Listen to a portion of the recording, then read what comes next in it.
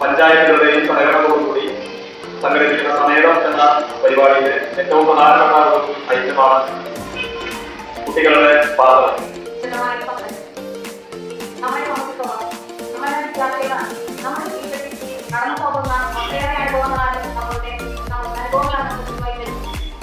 പഠനം എന്ന് പറയുന്നത് പുസ്തകത്തിൽ നിന്നുള്ള അറിവുകൾ മാത്രമേ സമൂഹത്തിൽ നിന്നുള്ള അറിവുകൾ ഇതുപോലെയുള്ള പരിപാടിയിൽ നേടുന്ന അറിവുകളുടെ വളർന്ന് അതിന് ഇന്നിവിടെ ഈ തദ്ദേശ സമ്മേളനം ഈ പരിപാടിയിലൂടെ നമ്മുടെ ഇന്ത്യൻ പാർലമെന്റിനെ കുറിച്ചും അതേപോലെ ഇന്ത്യൻ ഭരണഘടനയെ കുറിച്ചുമുള്ള അവബോധം നിങ്ങൾക്ക് ഇവിടെ നിന്ന് ലഭിക്കും. സംരക്ഷണം എങ്ങനെയായിരിക്കണം, നിങ്ങളുടെ മുന്നോട്ടുള്ള സാംസ്കാരിക പ്രവർത്തനങ്ങൾ എങ്ങനെയൊക്കെ ആയിരിക്കണം എന്നതിനെ സംബന്ധിച്ചൊക്കെ നിങ്ങൾക്ക് ധാരാളം പറയാനുണ്ട്.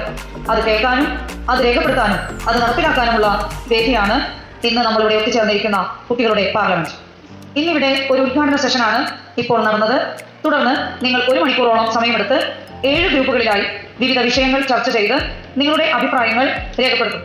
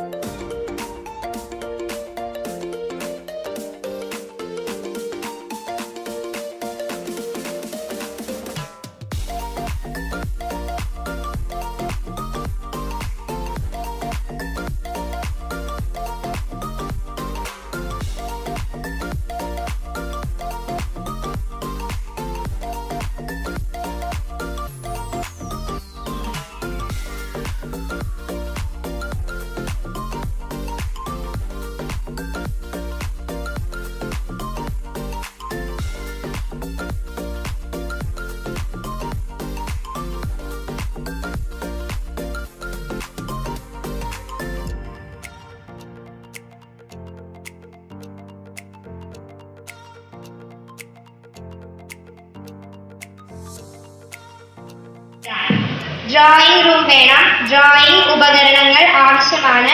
പാട്ട് പഠിപ്പിക്കാൻ ഒരു ടീച്ചർ വേണം. ഡാൻസിന് വേണ്ടി 1 മണിക്കൂർ മാറ്റി വെക്കണം. ഞാൻ 6ാം ക്ലാസ്സിലെ വിദ്യാർത്ഥിയാണ്. കലാമേഖല മ്യൂസിക് ടീച്ചറെ ആവശ്യമാണ്.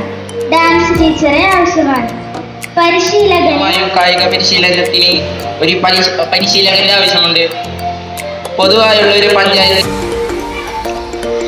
ഗതാഗതം തിരക്ക് പിടിച്ച വാഹനങ്ങളുടെ വേഗത കുറയ്ക്കുന്നതിനായി സൈൻ ബോർഡ്. സ്ഥിരമായിട്ട് ഒരു PT മാഷിനെ വേണം. ഗ്രൗണ്ടിലെ പുല്ലുകൾ കളിക്ക് തടസ്സമാക്കുന്നു.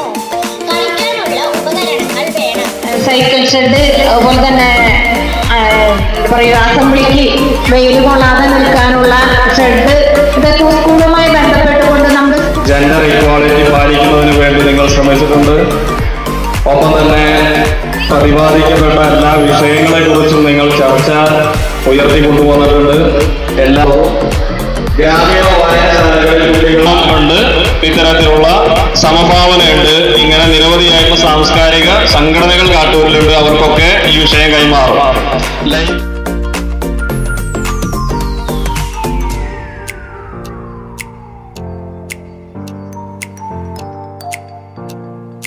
അവകാശങ്ങളും അഭിപ്രായങ്ങളും നിർദ്ദേശങ്ങളും ചർച്ച ചെയ്യുവാനും തീരുമാനങ്ങൾ എടുക്കുവാനും എന്നിവിടെ നടന്ന കുട്ടികളുടെ പാർലമെന്റ് ഏറെ സഹായകമാണ്.